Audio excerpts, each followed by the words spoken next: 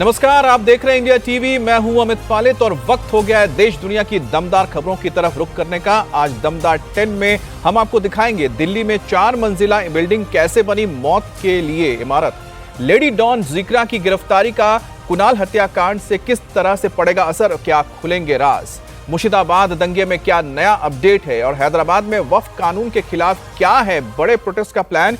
ये भी बताएंगे कि महाराष्ट्र में हिंदी भाषा को लेकर क्यों चढ़ गया है सियासी पारा। मेरठ कांड के बाद बरेली में एक और प्रेम कहानी ने ली है पति की जान और यूपी में तेज आंधी तूफान बनी आफत। इन सभी खबरों पर होगी बात, लेकिन शुरुआत करते हैं इस वक्त की बड़ी खबर से।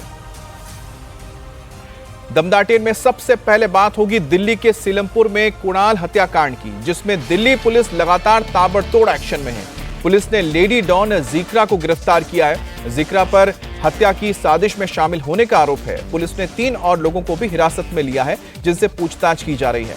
फिलहाल दिल्ली पुलिस की 10 टीम मुख्य आरोपी की तलाश कर रही है। मर्डर के मोटिव को लेकर भी जांच हो रही है। इस बीच इलाके में रहने वाले हिंदू परिवार डरे हुए हैं और हिंदुओं ने अपने घरों पर पलायन के लिए पोस्टर लगाए हैं। तो तस्वीरें आप देख रहे हैं, जिस शख्स का नाम है जिक्रा हसन, जी हां, इसका नाम जिक्रा है और जिक्रा लेडी डॉन जिसे गिरफ्तार किया गया। बताया जा रहा है कुणाल की जो हत्या की गई है उसके साजिश में जिक्रा भी शामिल थी और अब पुलिस इस पूरे मामले पर मुख्य आरोपी की तलाश कर रही है। अब आपको बताते हैं कि कुणाल की हत्या में जिस लेडी डॉन जिक्रा का नाम सामने आ रहा है, आखिर वो है कौन। लेडी डॉन जिक्रा दिल्ली की सीलमपुर की रहने वाली है और कुछ दिन पहले ही आर्म्स एक्ट में जेल भी जा चुकी है। इलाके में लेडी डॉन के नाम से जिक्रा को लोग जानते हैं। बताया जाता है कि जिक्रा के गैंग में 10 से 12 लड़के काम भी करते हैं और जिक्रा को हथियारों का शौक है और वो रील्स भी बनाती है हथियारों के साथ। सोशल मीडिया पर तमंचे पिस्टल के साथ जिक्रा की कई सारी रील्स मौजूद हैं। अब पुलिस ने लेडी डॉन जिक्रा को कुणाल की हत्या की साजिश के आरोप में गिरफ्तार किया है। तो ये तस्वीरें आप देख रहे हैं जहां पर गिरफ्त में इस वक्त लेडी डॉन जिक्रा, उससे पूछताछ भी की जा रही है और कुणाल की हत्या में साजिश रचने वाले और शामिल लोगों के बारे में जानकारी जुटाई जा रही है। लेडी डॉन जिक्रा की कुछ तस्वीरें भी आपको दिखाते हैं, जिससे पता चलता है कि वो कितनी खतरनाक है। सोशल मीडिया पर जिक्रा तमंचे और पिस्टल के साथ तस्वीरें शेयर करती रहती हैं। खौफ बनाने के लिए ऐसी रील्स का इस्तेमाल भी करती हैं। तस्वीरों में देख सकते हैं जिक्रा की तमंचे, पिस्टल और कारतूस के साथ ये तस्वीरें। एक तस्वीर में जिक्रा पिस्टल लोड करते हुए भी नजर आती है। तो जिक्रा की तस्वीर आप देखिए, उसके रील्स में आपको हमेशा बंदूकें, तमंचे, कारतूस नजर आते हैं और बताया जाता है कि उसे हथियारों का बड़ा शौक है और इनके जरिए वो रील्स बनाती है और लोगों के बीच एक खौफ पैदा करने की कोशिश रहती है। लेडी डॉन जिक्रा डांस के ऊपर भी रील्स बनाती हैं। पंजाबी गानों में सोशल मीडिया पर लेडी डॉन की ये रील्स काफी वायरल होती हुई नजर आई है और लेडी डॉन के जो रील्स हैं और यही वजह कि सोशल मीडिया पर करीब हजारों फॉलोअर्स मौजूद हैं। और दिल्ली की कुख्यात गैंगस्टर हाशिम बाबा गैंग से भी बताया जाता है कि लेडी डॉन जिक्रा का कनेक्शन है। हाशिम बाबा अभी दिल्ली के मंडोली जेल में बंद है। हाशिम बाबा पर हत्या, जबरन वसूली और ड्रग्स तस्करी जैसे गंभीर केस दर्ज है। पुलिस जिक्रा से हाशिम बाबा गैंग से लिंक को लेकर भी सवाल कर रही है। और हमारे साथ अभय पराशर जुड़ गए, हमारे संवाददाता। अभय, जो तस्वीरें हम देख रहे हैं जिसका नाम जिक्रा बताया जा रहा है, आखिरकार क्या बैकग्राउंड है और कुणाल के हत्याकांड में किस तरह से ये शामिल है? देखिए अमित, इस पूरी इन्वेस्टिगेशन को जो इसके आईओ हैं उनसे हमारी बात हुई, पुलिस के सीनियर अधिकारियों से हमारी बात हुई। असल में इस हत्याकांड को एक रिवेंज की वजह से अंजाम दिया गया है, ऐसा हमारे सूत्रों का कहना है। असल में नवंबर महीने में अभी जिक्रा अरेस्ट हुई है, जो कि अपने आप को लेडी डॉन बताती है और हाशिम बाबा की पत्नी जो है जोया, उसके साथ ये बाउंसर के तौर पर काम करती थी और इलाके में अपनी पैंठ बनाने के लिए हथियारों के साथ रील्स बनाकर डाला करती थी ताकि इसका दबदबा रहे। इसका एक भाई है साहिल और साथ ही वो इसकी मौसी का लड़का है साहिल और एक दूसरा शख्स है दिलशाद। इन दोनों ने चाकुओं से हमला किया था। अब ये हत्या क्यों हुई, उसके पीछे में जानकारी ये मिली है कि कुणाल जो है उसके कुछ दोस्त है, जिसमें एक लाला नाम का शख्स है, एक शंभू नाम का शख्स है। नवंबर के महीने में जो साहिल फरार है, जो मौसी का लड़का है जिक्रा की, उस पर नवंबर के महीने में एक बार हमला हुआ था सीलमपुर में। उसमें 307 का मुकदमा दर्ज हुआ था, जान से मारने की कोशिश का। और उसमें जो लड़के अरेस्ट हुए थे, शंभू और लाला, वो कुणाल के दोस्त थे और जिक्रा और साहिल को लगता था कि उस पूरे हमले में कुणाल का भी रोल था, क्योंकि वो उस वक्त नाबालिग था। इस वजह से उसको इस केस के अंदर नामजद नहीं किया गया। इसी बात का इन लोगों को शक रहता था, जो कि अब पूछताछ में जिक्रा ने बताया है कि साहिल पर हुए का बदला इन लोगों ने लेने की पूरी प्लानिंग की। मौके पर खुद जिक्रा भी मौजूद थी, हालांकि चाकुओं से वार साहिल और दिलशाद कर रहे थे। तो फिलहाल जिक्रा गिरफ्तार है और इसके दो कजन साहिल और दिलशाद की तलाश की जा रही है, जिन्होंने चाकुओं से ये पूरा हमला किया था। जी, तो साहिल और दिलशाद जो मुख्य आरोपी है जिसने चाकू से हमला किया था कुणाल के ऊपर, उनकी तलाश की जा रही, जिसके लिए पुलिस ने करीब 10 टीमें भी बनाई हैं। आगे बढ़ते हैं, बात करेंगे दिल्ली में बिल्डिंग हादसे की। राजधानी दिल्ली के मुस्तफाबाद में देर रात बड़ा हादसा हुआ है। पूर्वी दिल्ली के मुस्तफाबाद में 4 मंजिला इमारत अचानक भर-भराकर गिर गई। हादसे में अब तक 6 लोगों की दर्दनाक मौत हो गई, जबकि 28 लोगों के अभी भी दबे होने की आशंका जताई जा रही है। आपको बता दें कि हादसा रात करीब 2:39 पर हुआ है।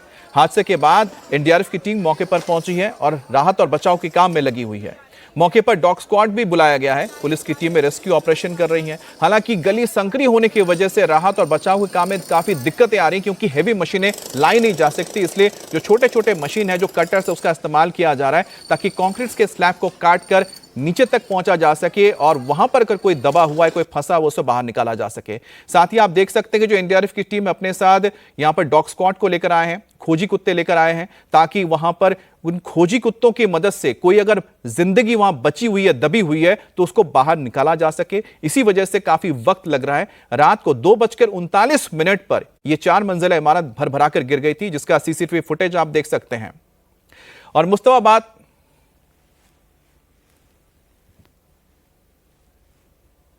इस समय हम राजधानी दिल्ली के दयालपुर में मौजूद हैं, जहां कल देर रात 2:30 बजे 4 मंजिला रिहायशी इमारत भर-भरा के गिर गई।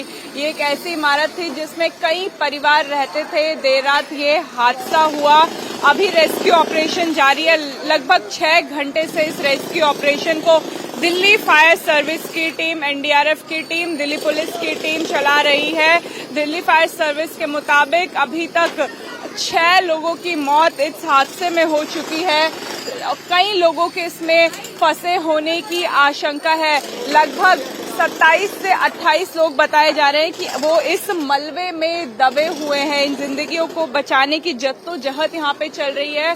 कई मशीनें आई हैं, ड्रिलिंग मशीन आई है, हाथ से मलबा हटाया जा रहा है। आसपास के जो लोग हैं वो भी इसमें सहयोग कर रहे हैं, लेकिन ये रेस्क्यू ऑपरेशन बहुत मुश्किल है, क्योंकि पूरा मलबा इस समय अगर आप देखेंगे तो वो नीचे आ गया है। 4 मंजिला ये बिल्डिंग थी, जैसे बगल का घर है, इसी तरीके की इस बिल्डिंग की संरचना थी और यहाँ कई परिवार रह रहे थे जो इस समय इस मलबे में दबे हुए हैं। और लगातार कोशिश की जा रही है कि जल्द से जल्द ये मलबा हटा के जो लोग इसमें फंसे हुए हैं उन्हें सही सलामत यहाँ से बाहर निकाल लिया जाए। देखिए एम्बुलेंस जो है वो इमरजेंसी मोड में यहाँ पे रखी हुई है। दिल्ली पुलिस लगातार लोगों को यहाँ से हटाने की कोशिश कर रही है, क्योंकि जितने भी आसपास के लोग हैं उनके लिए भी ये खतरा बना हुआ है, क्योंकि अभी भी मलबा जो है वो धंसा हुआ है। लगातार एक एक पत्थर को हाथ से हटाया जा रहा है, ड्रिल किया जा रहा है और अभी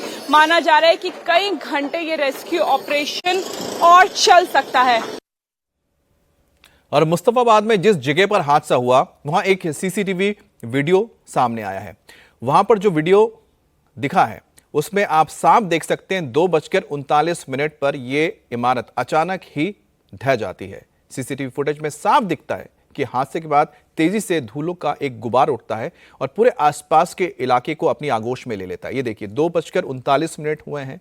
सीसीटीवी कैमरे में जो तस्वीरें कैद हुई हैं इसमें आप देखिए कि किस तरह से जो धूल का गुबार है पूरे सीसीटीवी कैमरे और जहां पर ये कैमरा लगा हुआ है वहां तक ये पूरा धुएं का गुबार ढक लेता है। पूरे गली में सिर्फ धुआं ही धुआं, धूल ही धूल भर जाता है।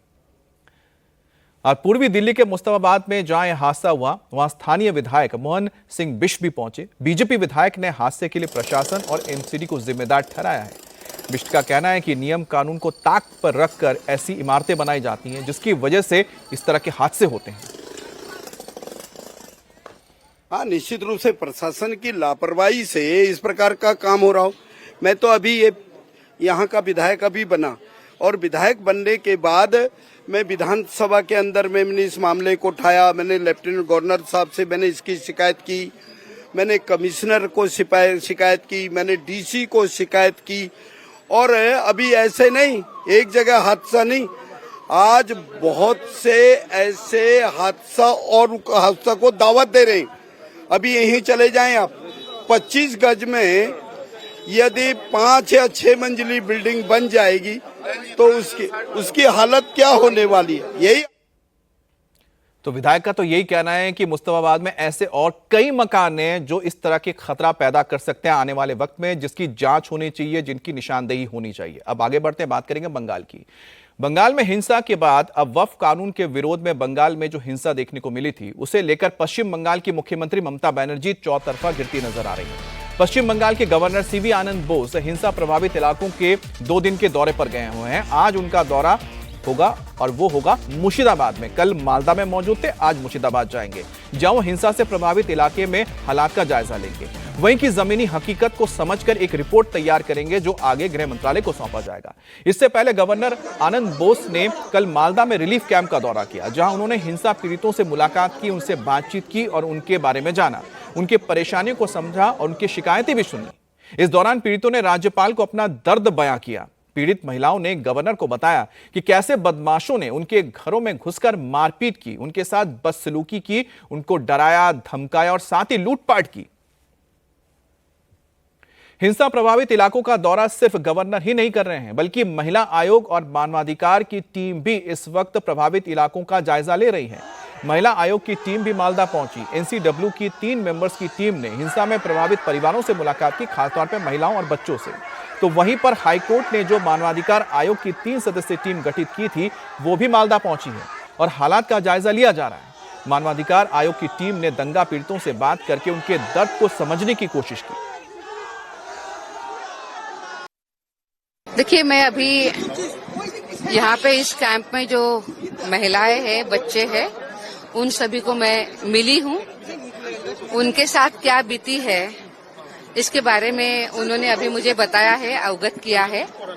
हम उनके साथ बात भी कर रहे हैं, पर मैं इतना एक ही बात कहूंगी कि जो वो बात कह रही है, ये बात बहुत कल्पना के बाहर से है। इन महिलाओं को बहुत तकलीफ हुई है, इनके घर भी जले गए हैं, इनसे फोर्सफुली इनको घर से बाहर निकाल दिया गया है, इनके साथ अनेक सेक्सुअल असॉल्ट भी हुए हैं और बच्चों के साथ भी जो भी गहने, जो भी कुछ चीजें थी, वो भी उनकी तो ले ही ली है, पर बच्चों के साथ भी उन्होंने ले लिया है। ऐसी बातें वो कह रही है। मैं अभी उनके साथ बात कर रही हूँ। मुझे लगता है कि मैंने अभी और उनके साथ बात करने की जरूरत है। और वक्फ कानून को लेकर जिस तरह से इन पीड़ितों के ऊपर अत्याचार हुआ है, उसकी कहानी धीरे धीरे सामने आ रही है। उसकी जब रिपोर्ट बनकर तैयार होगी तो और भी बहुत सारी बातें दुनिया के सामने आएंगी, भारत के लोगों के सामने आएंगी। वैसे वक्फ कानून को लेकर घमासान थमने का तो नाम नहीं ले रहा है। नॉर्थ से लेकर साउथ तक मुसलमान सड़क पर उतरकर वक्फ कानून के खिलाफ विरोध प्रदर्शन कर रहे हैं। आज हैदराबाद में ओबीसी की पार्टी एआईएमआईएम की तरफ से बड़ा प्रोटेस्ट होने जा रहा है। यह विरोध प्रदर्शन हैदराबाद के एआईएमआईएम के ऑफिस के दारुसलाम में होगा, जिसमें हजारों की तादाद में मुस्लिम संगठन के लोग शामिल हो रहे हैं। विरोध प्रदर्शन में एआईएमआईएम के चीफ असदुद्दीन ओवैसी, उनके पार्टी के नेताओं के अलावा all India Muslim personal law board के अध्यक्ष सैफुल्लाह रहमानी समेत बड़े लीग के मौजूद रहने वाले नेता रहेंगे। तेलंगाना और आंध्र प्रदेश में मौजूद मुस्लिम पर्सनल लॉ बोर्ड के जो मेंबर्स हैं, इसके अलावा तेलंगाना और आंध्र प्रदेश के जो मुस्लिम संगठन हैं, कार्यकर्ता हैं, वो भी इस विरोध प्रदर्शन में शामिल होंगे।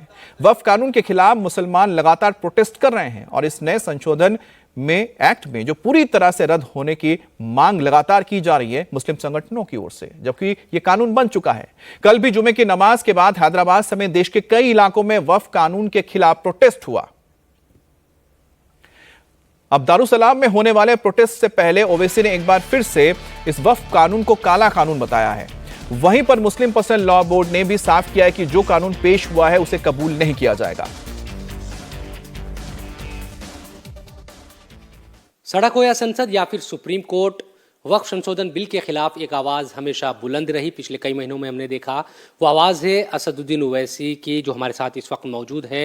उनसे बातचीत करते हैं। ओवैसी साहब, मैं देख रहा था हैदराबाद में आया हूँ आपके पास, और जब मैं एयरपोर्ट से बाहर आया, सड़कों पर आया, तो मैंने देखा कि बड़े बड़े होर्डिंग्स लगे हैं। वक्फ संशोधन बिल के खिलाफ आप लोग मुजाहरा कर रहे हैं, एहतिजाज कर रहे हैं।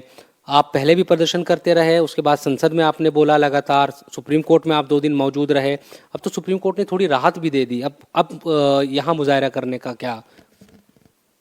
देखिए, सुप्रीम कोर्ट में ये मसला जानने से पहले पार्लियामेंट में जब बिल इंट्रोड्यूस किया गया था उस वक्त भी हमने उसका अपोज किया, मुखालिफत की।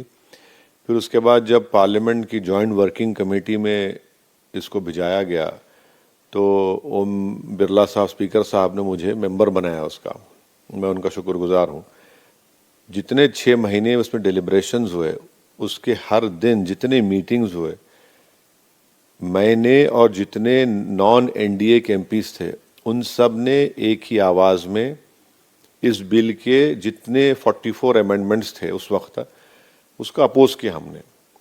इसमें और करीब 40-42 ऐसे अमेंडमेंट्स हैं जो इससे वक्फ बोर्ड को नुकसान हो रहा है, मुसलमानों की वक्फ प्रॉपर्टीज को छीन लिया जा रहा है। तो इसीलिए हमारा जो प्रोटेस्ट जो चल रहा है all India Muslim personal law board की सरपरस्ती में, हमारा एक ही नारा है कि संविधान बचाओ, वक्फ बचाओ।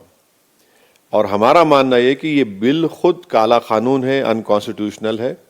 इसको या तो सरकार वापस ले ले तो बेहतर होगा, ये प्रदर्शन करने की हमको जरूरत नहीं है, जनता में जाने की जरूरत नहीं है, या नहीं तो फिर अब देखिए सुप्रीम कोर्ट क्या टाइमलाइन तय करता है वो तो पता चलेगा। और हैदराबाद के सांसद ओवैसी का ये पूरा इंटरव्यू आपको हम दिखाएंगे आज दोपहर 12:30 बजे। वक्फ कानून को लेकर मुसलमान लगातार प्रोटेस्ट कर रहे हैं। कल कर्नाटक के मंगलुरु में भी वक्फ कानून के खिलाफ जबरदस्त भीड़ जुटी थी। जुमे की नमाज के बाद सैकड़ों की तादाद में मुसलमान मंगलुरु के कन्नूर इलाके में जमा हुए थे। दक्षिण कन्नड़ा और उडुपी जिले के काजियों की अगुवाई में इसका आयोजन हुआ था, जिसमें उडुपी, दक्षिण कन्नड़ा, चिकमंगलूर और कोडगु जिले के लोग भाग लेने पहुंचे।